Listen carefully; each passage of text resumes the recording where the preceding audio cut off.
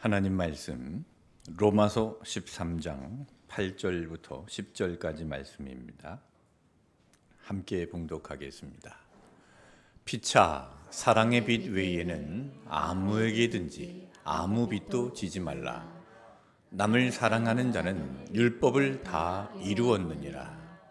간음하지 말라, 살인하지 말라, 도둑질하지 말라, 탐내지 말라 한 것과 그 외에 다른 계명이 있을지라도 내 이웃을 내 자신과 같이 사랑하라 하신 그 말씀 가운데 다 들었느니라. 사랑은 이웃에게 악을 행하지 아니하나니 그러므로 사랑은 율법의 완성이니라.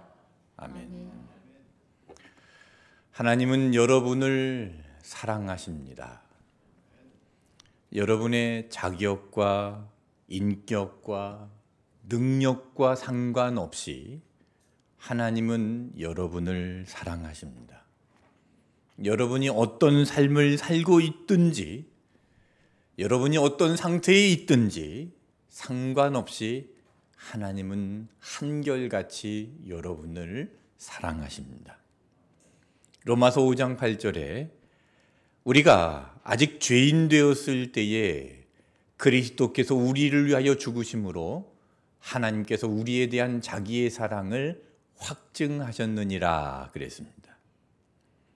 우리가 의인이 되었을 때에 사랑하셨다는 게 아닙니다. 우리가 죄인 되었을 때에 사랑하셨습니다. 그 증거가 무엇입니까? 바로 예수님께서 십자가에서 우리를 위해서 죽으신 것입니다. 우리를 위해서 죽으심으로 우리에 대한 그 사랑을 확증해 주셨습니다. 레몬을 압축기에다가 넣고 꽉 짜내면 레몬즙이 떨어지죠. 이 성경 66권을 압축해서 마지막에 남는 것이 뭐냐면 사랑입니다. 성경의 수많은 교훈과 계명과 율법과 다양한 인물과 역사와 예언과 시와 교훈들이 다 들어있지만 이 모든 것은 하나님의 사랑을 말씀하고 있습니다. 구약에 보면 하지 말라고 한 금지 계명과 하라고 하는 명령형의 계명이 613가지가 있습니다. 그 모든 계명을 대표하는 것이 바로 십계명인데 이 십계명에는요 1계명부터 4계명까지는 하나님을 사랑하라는 계명입니다. 나 외에는 다른 신을 두지 말라, 너를 위하여 새긴 우상을 만들지 말라, 너의 하나님 여호와 이름을 망령되이 부르지 말라, 안식일을 기억하여 거룩히 지키라. 이 4가지의 계명은 하나님에 대하여 지켜야 될 계명입니다. 하나님을 사랑하라는 계명입니다. 그리고 5계명부터 마지막 10계명까지 6가지는 이웃을 사랑하라는 계명입니다. 내 부모를 공경하라, 살인하지 말라, 간음하지 말라, 도둑질하지 말라, 거짓 증거하지 말라, 탐내지 말라. 그 이웃을 사랑하라는 계명입니다. 예수님께서 이 계명을 마태복음 22장에서 이렇게 요약을 하셨는데, 자, 마태복음 22장 37절부터 40절 읽어보겠습니다. 예수께서 이르시되 내 마음을 다하고 목숨을 다하고 뜻을 다하여 주 너의 하나님을 사랑하라 하셨으니 이것이 크고 첫째 되는 계명이요 둘째도 그와 같으니 내 이웃을 내 자신같이 사랑하라 하셨으니 이 2 계명이 온 율법과 선지자의 강령이니라. 자, 예수님께서 정확하게 요약을 하셨죠. 첫째 되는 계명은 하나님을 사랑하는 것이다 했고, 둘째 되는 계명은 이웃을 사랑하라 그랬습니다. 이것이 온 율법과 선지자의 강령이다 했는데 이 율법과 선지자의 글들이 바로 구약 성경을 말하는 것입니다. 이것이 바로 구약 성경의 핵심 메시지라는 겁니다. 첫 번째 하나님을 사랑하라, 두 번째 이웃을 사랑하라. 이것이 구약 성경의 핵심 메시지인데, 자, 예수님께서 이것을 말씀하실 때 주목해서 보실 것은요, 39절에 보십시오. 자, 내 이웃을 내 자신과 같이 사랑하라 하셨는데 그 앞에 뭐라고 했습니까? 둘째도 그와 같으니, 첫째와 같다는 겁니다. 그러니까 둘째 되는 이웃 사랑하라는 계명이 첫째 되는 하나님 사랑하라는 계명과 같다는 것입니다. 무슨 말입니까? 첫째 되는 계명, 하나님을 사랑하라는 계명과 둘째 되는 계명, 이웃 사랑하라는 계명은 같은 뿌리를 둔 계명이라는 겁니다. 그러니까 하나님을 사랑하는 사람은 이웃을 사랑하게 되어 있습니다. 자, 요한 1서 4장 20절을 읽겠습니다. 누구든지 하나님을 사랑하노라 하고 그 형제를 미워하면 이는 거짓말하는 자니 보는 바 그 형제를 사랑하지 아니하는 자는 보지 못하는 바 하나님을 사랑할 수 없느니라. 자, 눈에 보이는 형제를 사랑하지 못하는 사람이 눈에 보이지 않는 하나님을 사랑한다고 하는 것은 거짓말하는 것입니다. 그러니까 하나님을 사랑한다고 하면서 형제를 미워하는 것은 거짓말하는 사람이라는 겁니다. 하나님을 사랑하는 사람은요, 반드시 이웃을 사랑하게 되어 있는 것입니다. 이것이 하나님을 사랑하는 사람입니다. 첫째 되는 계명과 둘째 되는 계명은 마치 숨쉬기와 같습니다. 여러분, 우리가 숨을 쉴 때 들숨과 날숨이 있죠. 들숨을 하면 그 다음에 어떤 숨을 쉽니까?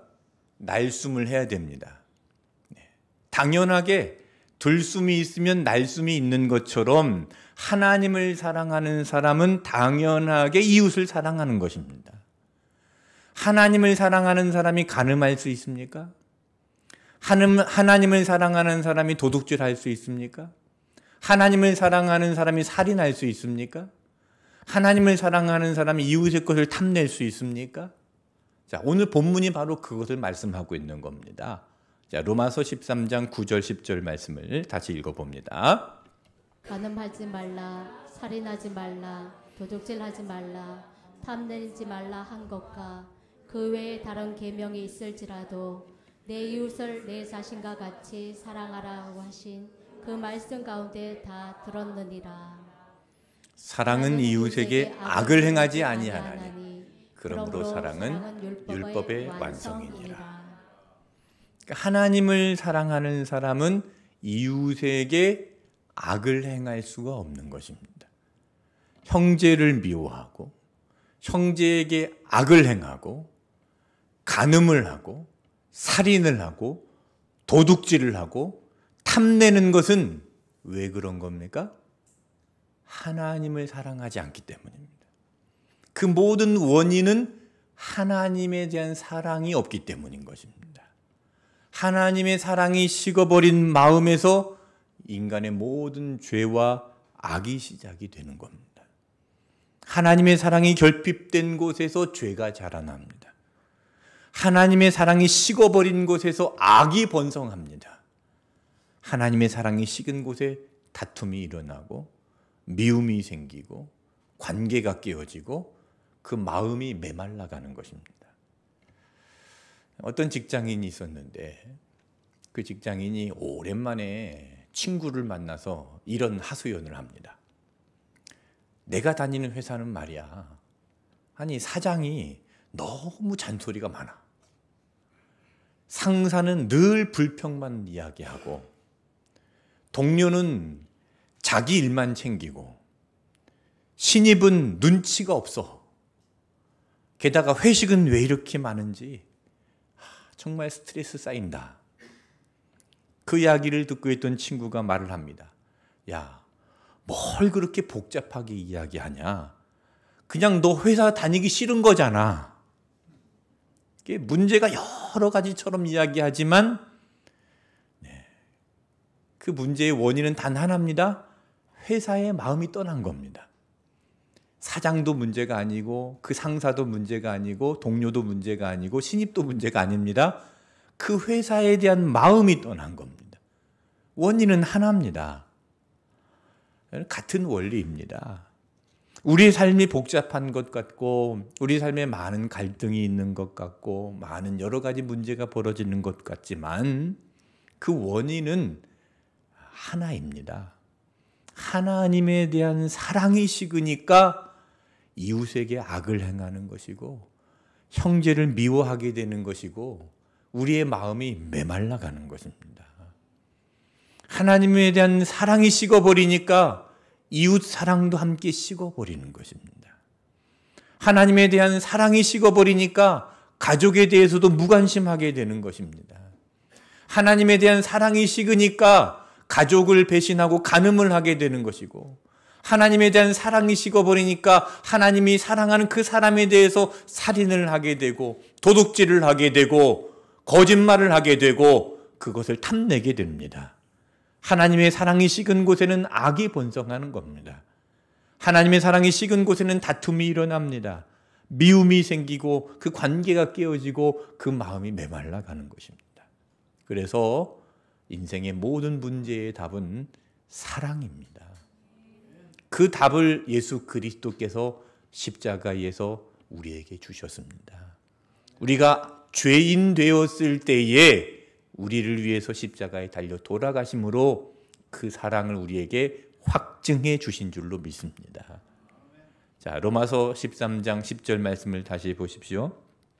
사랑은 이웃에게 악을 행하지 아니하나니 그러므로 사랑은 율법의 완성이니라.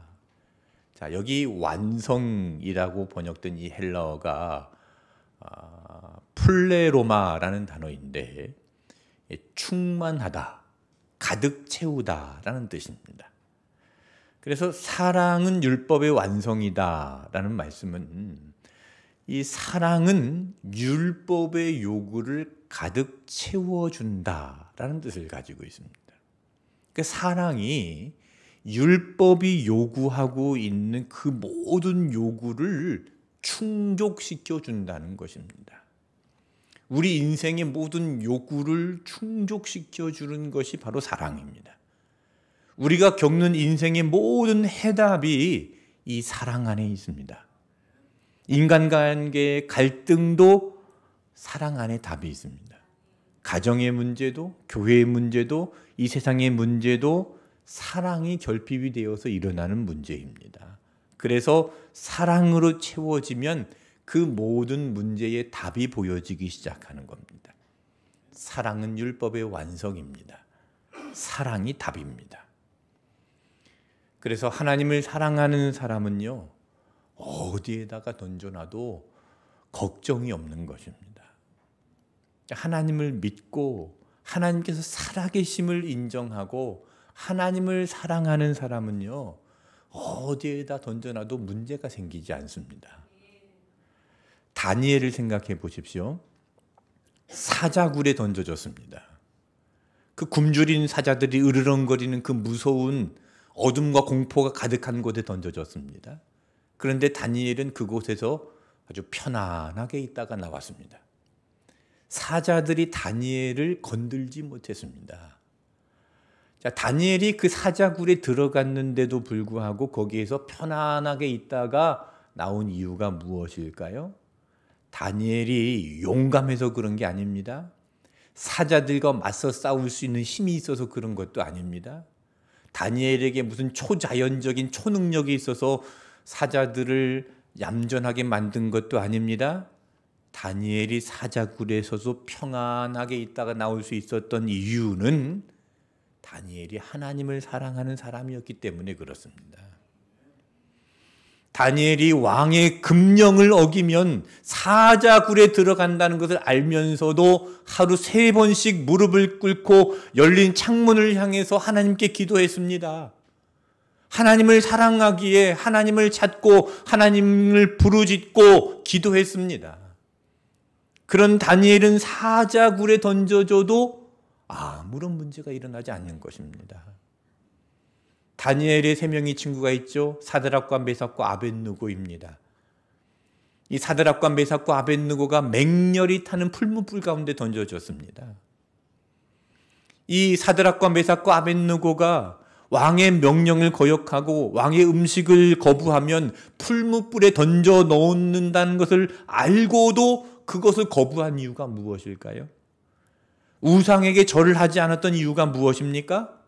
하나님을 사랑했기 때문입니다. 그 사랑이 있었기 때문에 타협하지 않았습니다. 결국 풀무불에 던져 넣어졌지만 그 사랑이 불 가운데서도 그들을 지켜주었습니다. 풀무불에 던져졌을 때 이 느부갓네살 왕이 그 풀무불에 던져진 그들을 내려다보는데 분명히 세 사람을 던져 넣었는데 네 사람이 불 가운데로 걷고 있는 것을 보았다 그랬습니다. 그 중에 한 사람의 모양은 마치 신의 아들과 같다라고 했죠. 거기서 그 신의 아들과 같은 모습을 가진 그 사람이 누굽니까? 성육신 하기 이전에 예수 그리스도입니다. 그러니까 하나님을 사랑하는 자들에게는요, 예수님께서 함께 하시는 임마누엘의 은혜가 있는 것입니다. 이처럼 하나님을 사랑하는 사람은요, 어디에다 던져 놓아도 걱정이 없습니다. 사자굴이든 풀무불이든 광야가 되었든 감옥이 되었든 그 어느 곳이든지 하나님을 사랑하는 사람에게는 문제가 되어지지 않습니다. 사랑이 답입니다. 사랑하면 요한복음 14장 15절에 보십시오. 너희가 나를 사랑하면 나의 계명을 지키리라 그랬습니다. 예수님께서 보십시오. 지켜라 하고 말씀하지 않으셨습니다. 지키리라 그랬습니다. 이건 강요가 아닙니다. 약속입니다. 사랑하면 지키게 된다는 것입니다. 사랑하면 자동적으로 순종하게 됩니다. 억지로 의무적으로 하는 게 아닙니다. 두려움 때문에 지키는 것이 아닙니다. 사랑하기 때문에 기쁨으로 지키게 되는 것입니다. 여러분 사랑하는 사람과 데이트해 보셨지요? 네. 그렇게 사랑하는 사람과 데이트를 하게 되면은 그 사랑하는 사람을 위해서 무엇이든지 하고 싶어지죠. 그렇지 않습니까? 네. 그렇듯이 하나님을 사랑하면 하나님을 기쁘시게 하는 일을 하고 싶어지는 것입니다. 그래서 사랑이 답입니다. 예수님께서 부활하신 이후에 갈릴리 바다로 가셨습니다. 그곳에서 물고기를 잡는 베드로를 부르셨습니다. 그때 베드로의 마음이 얼마나 무겁고 괴로웠겠습니까? 베드로는 예수님을 부인하고 도망쳤습니다. 예수님께서 붙잡히시고 산헤드린 공회에서 재판을 받으실 때 베드로는 나는 저 사람을 모른다라고 3번이나 저주하면서 예수님을 부인했습니다. 그리고 나는 물고기나 잡으러 가겠다 하고 갈릴리 바다로 도망갔습니다. 그런 베드로를 예수님께서 찾아오셨습니다. 그리고 베드로에게 물으십니다. 야, 너 왜 나를 배신하지 않는다고 그랬는데 왜 나를 배신했어? 왜 도망갔어? 왜 약속 지키지 않았어? 라고 책망하지 않으셨습니다.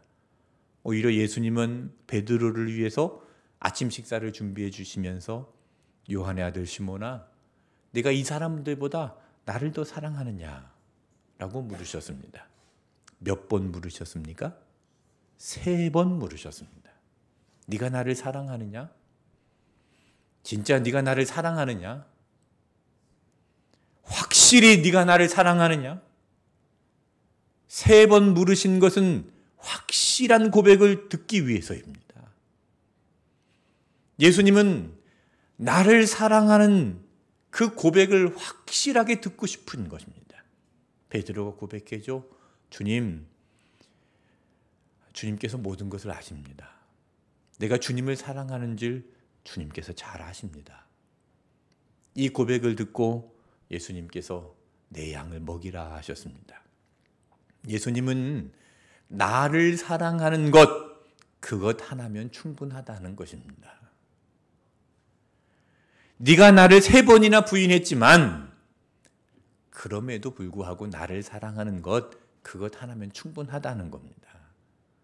네가 나를 모른다고 부인했지만, 두려워서 도망갔지만, 약속을 지키지 못했지만, 네가 비록 실패했지만, 넘어졌지만, 나를 사랑하는 것, 그것 하나면 충분하다고 말씀을 하신 겁니다.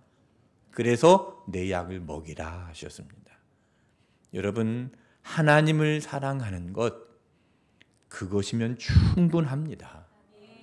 우리가 때로는 실패하기도 하고 넘어지기도 하고 약속을 지키지 못할 때도 있습니다. 하나님을 실망시킬 때도 있습니다. 그러나 진짜 하나님을 사랑하는 것, 내가 정말 진심으로 하나님을 사랑한다면 그 사랑이면 충분합니다. 여러분, 여러분에게 물으십니다. 네가 나를 사랑하느냐? 이 질문에 네, 주님께서 아십니다 라고 대답할 수 있다면 그것으로 충분한 줄로 믿으시기를 바랍니다. 여러분의 과거가 어떻든, 여러분의 처지와 형편이 어떻든, 여러분의 자격이 어떠하든, 사람들이 뭐라 하든 상관없습니다. 주님을 사랑하면 그것으로 충분합니다. 다른 것은 생각하지 말고 오직 사랑만 생각하시기를 바랍니다. 자, 로마서 13장 8절을 보십시오. 피차 사랑의 빛 외에는 아무에게든지 아무 빛도 지지 말라. 사랑만 생각하라는 겁니다. 아무에게도 아무 빛도 지지 말고 오직 사랑의 빛만 지라는 것이죠. 자, 이 말씀은요, 놀라운 역설이 담겨져 있습니다. 아무 빛도 지지 말라 했는데 이 말씀은 빚을 지지 말라는 말이 아닙니다. 빚을 지지 말라는 말이 아니라 오히려 빚을 지라는 말입니다. 어떤 빚을 지라는 말입니까? 사랑의 빚만 지고 살라는 말입니다. 이 사랑의 빚은 계속 지고 살아라 하는 말씀인 것입니다. 왜 그렇죠? 이 사랑의 빚은요, 영원히 갚을 수 없는 빚이기 때문에 그렇습니다. 우리는 이 사랑의 빚을 가지고 있는 사람입니다. 이것이 바로 그리스도인의 정체성입니다. 우리는 예수님께 빚진 자들입니다. 우리가 죄인 되었을 때에 예수님께서 우리를 위해서 십자가에 죽으셨습니다. 자, 로마서 5장 8절 말씀을 다시 읽겠습니다. 우리가 아직 죄인 되었을 때에 그리스도께서 우리를 위하여 죽으심으로 하나님께서 우리에 대한 자기의 사랑을 확증하셨느니라. 우리가 죄인 되었을 때에, 우리가 이 죄를 해결할 수 없는 그 상황에 있을 때에 우리를 위하여 죽으심으로 하나님께서 우리에 대한 하나님의 사랑을 확증해 주셨습니다. 여러분, 이 빚을 우리가 어떻게 다 갚을 수 있겠습니까? 이 빚을 진 사랑의 빚쟁이로 살아가는 것이 바로 그리스도인의 정체성인 줄로 믿습니다. 이 정체성이 얼마나 위대한 것인가 한 가지 이야기를 드리고 이 설교를 마치겠습니다. 2년 전에 다니엘 기도회 강사로 나오셨던 분인데 조소환 장로님이라는 분이 계십니다. 이 조소환 장로님은 군 복무 중에 수류탄 사고로 오른손을 잃었습니다. 수류탄을 던지려고 높이 드는 순간 공중에서 수류탄이 터졌습니다. 그래서 오른손을 잃은 겁니다. 그때 사랑하는 사람과 결혼을 앞두고 있었는데 병원에 누워 있으면서 그녀를 생각하면 너무나 마음이 아팠습니다. 평생 그렇게 불구로 살아야 하고 그 장애 때문에 가난하게 살아야 하는데 그런 자신과 결혼하는 여자는 불행할 것이라고 생각을 하고 그녀를 놓아주는 것이 그녀를 사랑하는 것이라고 생각을 했습니다. 그래서 이렇게 이야기를 했답니다. 나는 당신을 사랑할 수 없어. 그러니 이걸로 정리하고 끝내자. 정적이 흘렀습니다. 조금 있다가 그녀가 대답을 하는데 이 그녀의 대답으로 인해서 조소환 장로님의 인생이 완전히 바뀌어졌다고 합니다. 이렇게 대답을 했습니다. 지금까지는 당신한테 내가 필요 없었는지는 몰라도 지금부터는 당신 곁에 내가 있어야 돼요. 그 순간 이 장로님의 마음에 뜨거운 마음이 생겼답니다. 와, 내가 이 여자를 위해서 평생을 열심히 살아야 되겠다. 이 여자를 정말 행복하게 해줘야 되겠다. 빚진 자의 마음으로 살았습니다. 그래서 그 뒤로 편입시험을 준비하려고 열심히 공부하고 이제 왼손으로 글 쓰는 훈련을 하고 이제 회사에 입사하는 입사 시험을 보고 도전을 합니다. 한쪽 팔이 없으니까 회사에 지원을 했지만 회사에서 퇴짜를 받았습니다. 그럼에도 불구하고 그 아내를 위해서 아내를 행복하게 해줘야 한다는 그 책임감 때문에 포기하지 않았습니다. 아내는 그의 활력소가 되었고 그 사랑의 빚을 진 것이 원동력이 되었습니다. 이 사랑의 빚을 지고 있다는 그것 때문에 자신이 당하는 그 수모와 조롱은 아무것도 아니었습니다.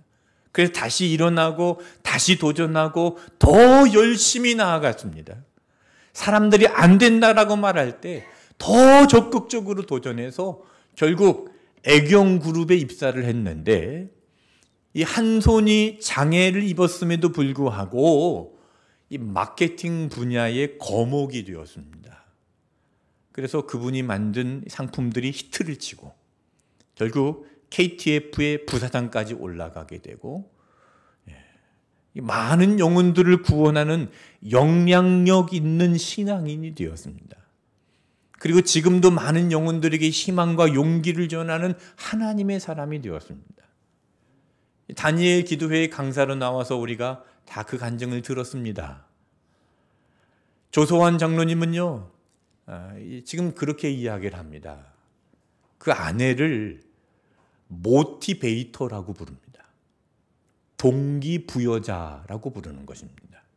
항상 아내에게 진 사랑의 빛을 생각하면서 책임감을 가지고 적극적으로 도전하며 살았기에 그 절망적인 상황을 극복하게 되었고 어두움을 뚫고 빛으로 나오게 된 것입니다.